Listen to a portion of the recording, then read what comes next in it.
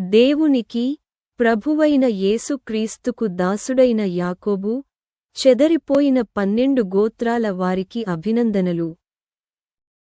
నా సోదరులారా, మీ విశ్వాసానికి వచ్చే పరీక్ష మీకు ఓర్పు కలిగిస్తుందని తెలుసుకుని, రకరకాల పరీక్షలకు మీరు లోనైనప్పుడు దాన్ని ఆనందంగా భావించండి. ఓర్పు తన కార్యాన్ని సంపూర్ణం చేయనివ్వండి. అప్పుడు మీరు పూర్తిగా పరిణతి చెంది ఏ కొదువా లేకుండా ఉంటారు. మీలో ఎవరికైనా జ్ఞానం కావలిస్తే దాన్ని ఇచ్చే దేవుణ్ణి అడగండి. అడిగినందుకు దేవుడు ఎవరినీ గద్దించడు. అడిగిన వారందరికీ ధారాళంగా ఇస్తాడు. కాని దేవుణ్ణి అడిగేటప్పుడు అనుమానం లేకుండా విశ్వాసంతో అడగాలి. అనుమానంతో ఉన్నవాడు సముద్రం మీద గాలికి రేగి ఎగిసిపడే అలలాంటివాడు.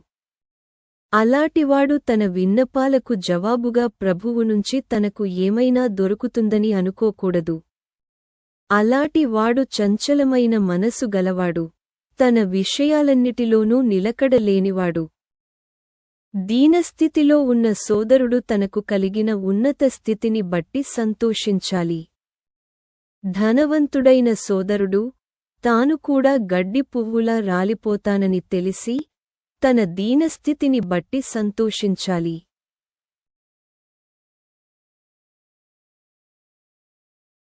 సూర్యుడు ఉదయించిన తరువాత మండే ఎండకు మొక్క ఎండిపోతుంది, పువ్వు రాలిపోతుంది, దాని అందం అంతా పోతుంది. అదేవిధంగా ధనవంతులు కూడా తమ కార్యకలాపాల్లో ఉండగానే వాడిపోతారు. పరీక్షను ఓర్పుతో భరించేవాడు ధన్యుడు. ఆ పరీక్షలో గెలుపొందిన తరవాత దేవుణ్ణి ప్రేమించిన వారికి వాగ్దానంగా ఇచ్చే జీవ కిరీటం అతడు పొందుతాడు.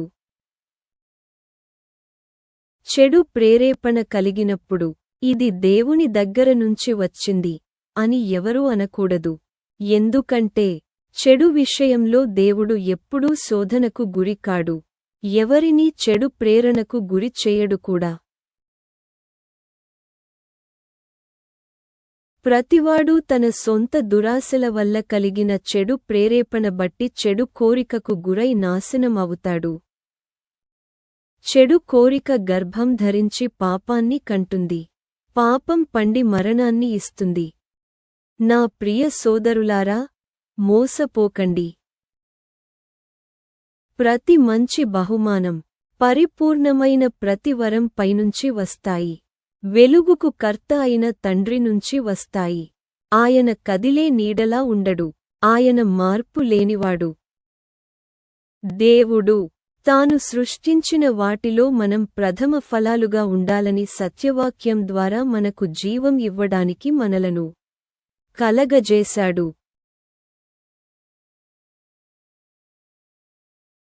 నా ప్రియ సోదరులారా, ప్రతివాడూ వినడానికి తొందరపడాలి, మాట్లాడడానికి, కోపానికి నిదానించాలి. ఇది మీకు తెలుసు. ఎందుకంటే మనిషి కోపం దేవుని నీతిని నెరవేర్చదు. కాబట్టి సమస్త పాపపు రోతను, దుష్టత్వాన్ని వదిలి మీలో నాటుకుని ఉన్న దేవుని వాక్కును సాధుగుణంతో స్వీకరించండి. దానికి మీ ఆత్మలను రక్షించే సామర్థ్యం ఉంది. వాక్కు ప్రకారం నడుచుకునే వారుగా ఉండండి. వాక్కు వినేవారిగా మాత్రమే ఉంటే మిమ్మల్ని మీరు మోసం చేసుకున్నట్టే. ఎవరైనా వాక్కు విని దాని ప్రకారం చేయకపోతే అలాటివాడు అద్దంలో తన సహజ ముఖాన్ని ఉన్నది ఉన్నట్టుగా చూసుకునే వాడిలా ఉంటాడు. అతడు తన మొహం పరిశీలనగా చూసుకుని బయటకు వెళ్ళిన తరువాత వెంటనే తాను ఎలా ఉంటాడో మరిచిపోతాడు. కాని ఎవరైతే స్వాతంత్రాన్ని ఇచ్చే పరిపూర్ణ ధర్మశాస్త్రాన్ని పరిశీలనగా చూస్తూ దాని ప్రకారం చేస్తూ విని మరిచిపోకుండా ఉంటే వాడు తాను చేస్తున్న దాన్ని బట్టి దీవెన పొందుతాడు. తాను భక్తిపరుణ్ణి అనుకుంటూ తన నాలుకను అదుపులో పెట్టుకోనివాడు తన హృదయాన్ని తానే మోసం చేసుకుంటాడు. అతని భక్తి వ్యర్థం.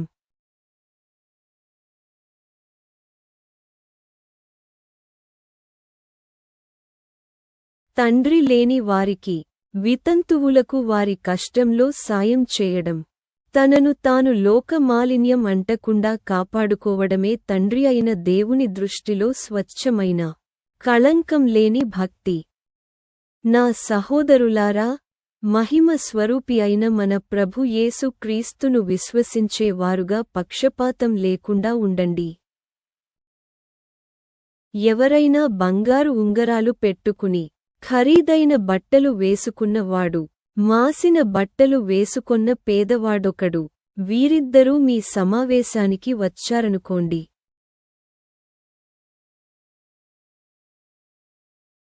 మీ దృష్టి ఖరీదైన బట్టలు వేసుకున్నవాడి మీద ఉంచి, దయచేసి ఈ మంచి చోట కూర్చోండి అని చెప్పి, పేదవానితో, నువ్వు అక్కడ నిలబడు, లేదా నా కాళ్ల దగ్గర కూర్చో అంటే, మీరు చెడు ఉద్దేశంతో నిర్ణయం తీసుకుని తేడా చూపుతున్నట్టే కదా. నా ప్రియ సోదరులారా, వినండి. దేవుడు ఈ లోకంలో పేదవారిని విశ్వాసంలో ధనవంతులుగాను, తనను ప్రేమించిన వారిని తాను వాగ్దానం చేసిన రాజ్యానికి వారసులుగాను ఎన్నుకోలేదా? కాని మీరు పేదవాణ్ణి అవమానానికి గురి చేశారు. మిమ్మల్ని అణగదొక్కేది, చట్టసభలకు ఈడ్చేది ధనవంతులు కాదా? మిమ్మల్ని పిలిచినవాడి మంచి పేరు ఈ ధనికుల వల్లనే కదా దూషణకు గురవుతున్నది. నిన్ను ప్రేమించుకున్నట్టే నీ పొరుగువాణ్ణి కూడా ప్రేమించు అని లేఖనాల్లో రాసి ఉన్న దైవ రాజాజ్ఞ పాటిస్తే మీ ప్రవర్తన సరిగా ఉన్నట్టే. కాని మీరు కొందరి విషయంలో పక్షపాతంగా ఉంటే మీరు పాపం చేస్తున్నట్టే. మీరు ధర్మశాస్త్రాన్ని ఉల్లంఘించినట్టు ధర్మశాస్త్రమే నిర్ధారిస్తున్నది. ఎవరైనా ధర్మశాస్త్రం అంతా పాటించి ఏ ఒక్క ఆజ్ఞ విషయంలో అయినా తడబడితే, ఆజ్ఞలన్నిటినీ మీరిన అపరాధి అవుతాడు. వ్యభిచారం చెయ్యవద్దు అని చెప్పిన దేవుడు, హత్య చెయ్యవద్దు అని కూడా చెప్పాడు. నువ్వు వ్యభిచారం చేయకుండా హత్య చేస్తే, దేవుని ధర్మశాస్త్రాన్ని మీరినట్టే. నిజమైన స్వాతంత్రం ఇచ్చే ధర్మశాస్త్రం విషయంలో తీర్పుకు గురయ్యే వారికి తగినట్టుగా మాట్లాడండి, అదే విధంగా ప్రవర్తించండి. కనికరం చూపించని వాడికి కనికరం లేని తీర్పు వస్తుంది. కనికరం తీర్పును జయిస్తుంది. నా సోదరులారా, ఎవరైనా తనకు విశ్వాసం ఉందని చెప్పి, క్రియలు లేనివాడైతే ఏం ప్రయోజనం? ఆ విశ్వాసం అతన్ని రక్షించగలదా? ఒక సోదరునికి గాని, సోదరికి గాని కట్టుకోడానికి బట్టలు, ఆ రోజు తినడానికి భోజనం అవసరం అయితే, మీలో ఒకడు అలాటి వారితో, శాంతిగా వెళ్ళు, వెచ్చగా ఉండు, తృప్తిగా తిను అని చెబితే ఏం ప్రయోజనం? అదే విధంగా క్రియలు లేకుండా విశ్వాసం ఒక్కటే ఉంటే, అది చచ్చినదే. అయినా ఒకడు, నీకు విశ్వాసం ఉంది, నాకు క్రియలు ఉన్నాయి అనవచ్చు. క్రియలు లేని నీ విశ్వాసం నాకు చూపించు, అప్పుడు నేను నా క్రియల ద్వారా నా విశ్వాసం చూపిస్తాను.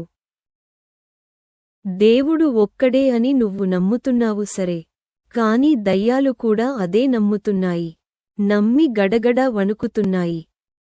బుద్ధిలేనివాడా, క్రియలు లేని విశ్వాసం వల్ల ప్రయోజనం లేదు అని నీకు తెలుసుకోవాలని లేదా? మన పూర్వీకుడు అబ్రాహాము తన కుమారుడు ఇస్సాకును బలిపీఠం మీద అర్పణ చేసినప్పుడు, క్రియల వల్ల నీతిమంతుడుగా తీర్పు పొందలేదా? అతని విశ్వాసం క్రియలతో కలిసి పనిచేసింది. అతని క్రియల ద్వారా విశ్వాసం పరిపూర్ణమైనదని గ్రహిస్తున్నావు గదా. అబ్రాహాము దేవుణ్ణి నమ్మాడు, అది అతనికి నీతిగా లెక్కలోకి వచ్చింది అని లేఖనాల్లో ఉన్న విషయానికి నెరవేరింది. అంతేకాక అబ్రాహాముకు దేవుని స్నేహితుడు అని పేరు వచ్చింది. మనిషిని విశ్వాసం ద్వారా మాత్రమే కాకుండా క్రియల ద్వారా దేవుడు నీతిమంతుడుగా ఎంచడం మీరు చూశారు.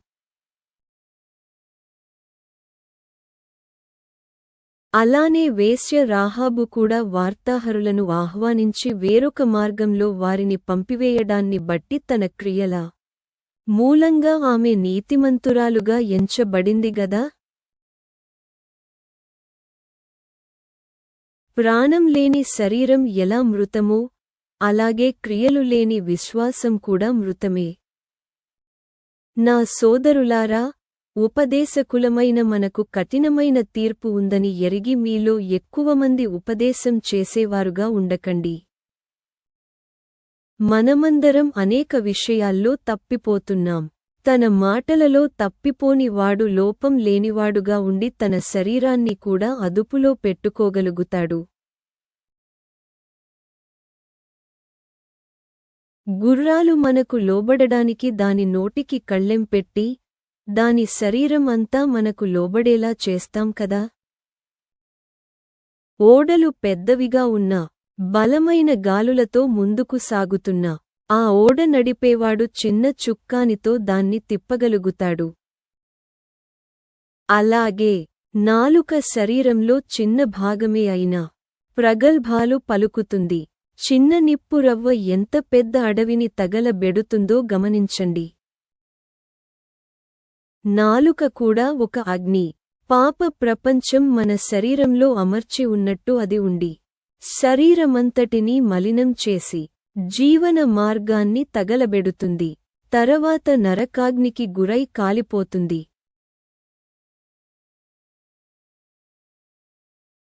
అన్ని రకాల అడవి మృగాలను, పక్షులను, పాకే ప్రాణులను, సముద్ర జీవులను మానవుడు తన ఆధీనంలోకి తెచ్చుకున్నాడు కూడా. కాని మనుషుల్లో ఏ ఒక్కరూ నాలుకను ఆధీనంలో ఉంచుకోలేకపోతున్నారు. అది ఎడతెగని దుష్టత్వం. అది మరణం కలిగించే విషంతో నిండి ఉంది. నాలుకతో మన ప్రభువైన తండ్రిని స్తుతిస్తాం. అదే నాలుకతో దేవుని పోలికలో ఉన్న మనిషిని శపిస్తాం. ఒకే నోటినుంచి స్తుతి, శాపం రెండూ బయటకు వస్తాయి. నా సోదరులారా, ఇలా ఉండకూడదు. ఒకే ఊటలోనుంచి మంచి నీళ్లు, చేదు నీళ్లు రెండూ ఊరుతాయా?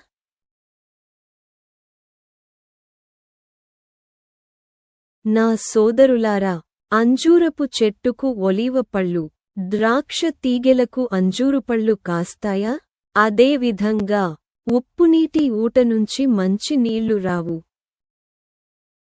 మీలో జ్ఞానం, గ్రహింపు ఉన్నవాడు ఎవడు? అలాటివాడు జ్ఞానంతో కూడిన తగ్గింపులో తన క్రియల మూలంగా తన మంచి ప్రవర్తన చూపించాలి. కాని మీ హృదయంలో తీవ్రమైన అసూయ, శత్రుభావం ఉంటే ప్రగల్భాలు పలుకుతూ సత్యానికి విరుద్ధంగా అబద్ధం ఆడకండి. ఇలాంటి జ్ఞానం పైనుంచి వచ్చింది కాదు. ఇది భూలోక సంబంధమైనది, ఆధ్యాత్మికం కానిది, సైతానుకు చెందింది. ఎక్కడైతే అసూయ, శత్రుభావం ఉంటాయో అక్కడ గందరగోళం, ప్రతి విధమైన కిరాతకం ఉంటాయి. అయితే పైనుంచి వచ్చే జ్ఞానం మొదటగా పవిత్రం. తదుపరి అది శాంతిని కాంక్షిస్తుంది, మృదువుగా ఉంటుంది, ప్రేమతో నిండినది, సమ్మతి గలది, కనికరంతో మంచి ఫలాలతో నిండినది, పక్షపాతం లేకుండా నిజాయితీ గలది. శాంతిని చేకూర్చేవారు శాంతితో విత్తనాలు చల్లినందువల్ల నీతి ఫలం దొరుకుతుంది. మీలో తగాదాలు, అభిప్రాయభేదాలు ఎక్కడ నుండి వస్తున్నాయి? మీ సాటి విశ్వాసుల్లో వివాదాలకు కారణమైన మీ శరీర సంబంధమైన కోరికల నుంచే కదా?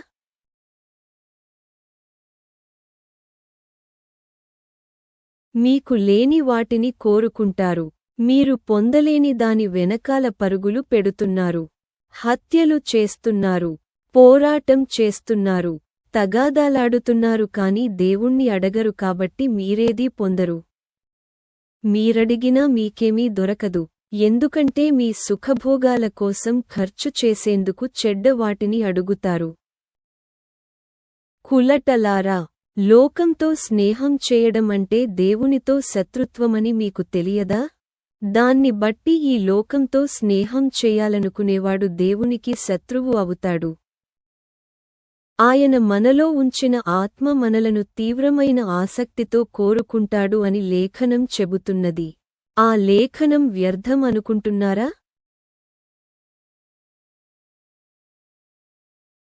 కాదు, ఆయన అధికంగా కృప దయచేస్తాడు. అందుకనే దేవుడు గర్విష్ఠులను అడ్డుకుంటాడు, దీనులకు కృపను అనుగ్రహిస్తాడు అని లేఖనం చెబుతున్నది. కాబట్టి దేవునికి లోబడి ఉండండి, సాతానును ఎదిరించండి, వాడు మీ దగ్గరనుంచి పారిపోతాడు. దేవునికి సమీపంగా రండి, ఆయన మీకు దగ్గరగా వస్తాడు. పాపులారా, మీ చేతులను పరిశుభ్రం చేసుకోండి. చపల చిత్తులారా, మీ హృదయాలను పవిత్రం చేసుకోండి. చపల చిత్తులారా, విలపించండి, మీ నవ్వును విచారానికి, మీ ఆనందాన్ని చింతకు మార్చుకోండి. ప్రభువు ఎదుట మిమ్మల్ని మీరు తగ్గించుకోండి, అప్పుడు ఆయన మిమ్మల్ని హెచ్చిస్తాడు. సోదరులారా, మీలో ఒకరికొకరు వ్యతిరేకంగా మాట్లాడకండి.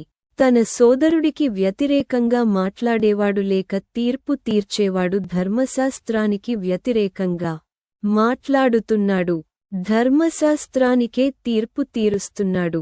ధర్మశాస్త్రానికి తీర్పు తీరుస్తున్నావంటే ధర్మశాస్త్రానికి నువ్వు లోబడడం లేదని అర్థం. ధర్మశాస్త్రానికే న్యాయాధిపతిగా వ్యవహరిస్తున్నావని అర్థం.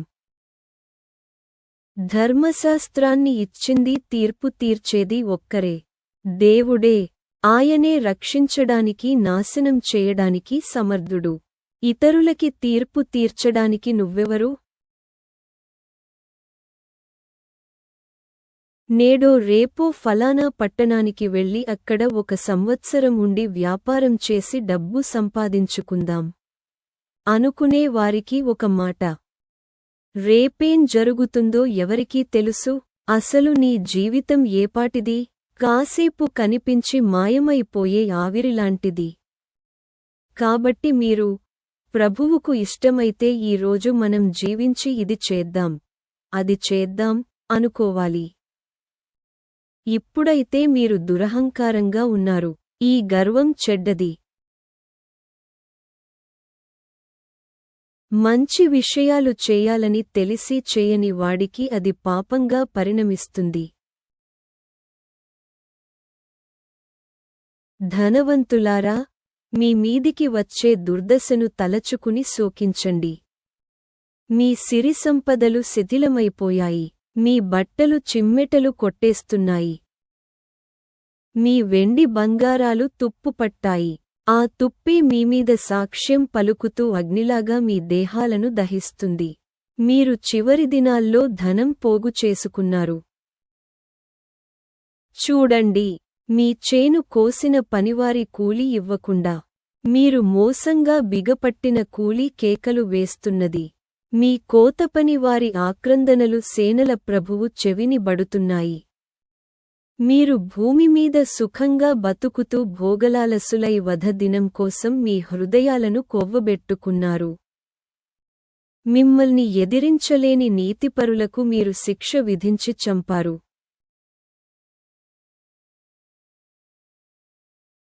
కాబట్టి సోదరులారా, ప్రభువు రాక వరకు సహనంతో ఉండండి. రైతు తొలకరి వాన, కడవరి వాన కురిసేదాకా విలువైన పంట కోసం ఓపికతో ఎదురుచూస్తూ వేచి ఉంటాడు కదా. ప్రభువు రాక దగ్గర పడింది, మీరు కూడా ఓపికగా ఉండండి. మీ హృదయాలను దిటవు చేసుకోండి. సోదరులారా, ఒకడి మీద ఒకడు సనుక్కోకండి, అప్పుడు మీ మీదికి తీర్పు రాదు. ఇదుగో న్యాయాధిపతి వాకిట్లోకి వచ్చేశాడు. నా సోదరులారా, ప్రభువు నామంలో బోధించిన ప్రవక్తలు ఎదుర్కొన్న హింసలను, ఓపికను ఆదర్శంగా తీసుకోండి.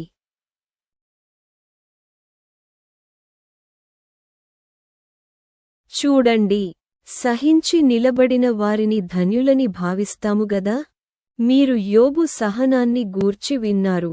యోబు విషయంలో దేవుని ఉద్దేశాలను తెలిసిన మీరు ఆయన ఎంతో జాలి, కరుణ ఉన్నవాడని గ్రహించారు. నా సోదరులారా, ఒక ముఖ్యమైన సంగతి, ఆకాశం తోడని భూమి తోడని మరి దేని తోడని ఒట్టు పెట్టుకోవద్దు. మీరు అవునంటే అవును, కాదంటే కాదు అన్నట్టుగా ఉంటే మీరు తీర్పు పాలు కారు. మీలో ఎవరికైనా కష్టం వస్తే అతడు ప్రార్థన చేయాలి. ఎవరికైనా సంతోషం కలిగితే అతడు కీర్తనలు పాడాలి.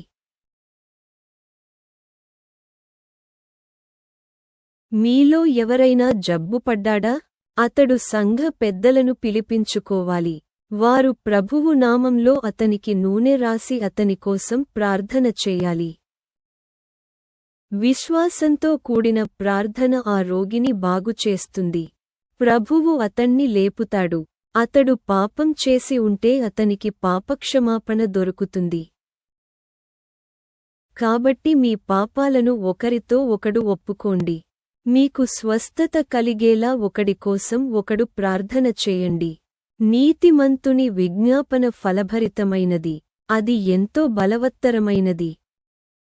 ఏలీయా మనలాటి స్వభావం ఉన్న మనిషే. వానలు కురవకుండా అతడు తీవ్రంగా ప్రార్థన చేస్తే 3.5 సంవత్సరాలు భూమిమీద వాన కురవలేదు.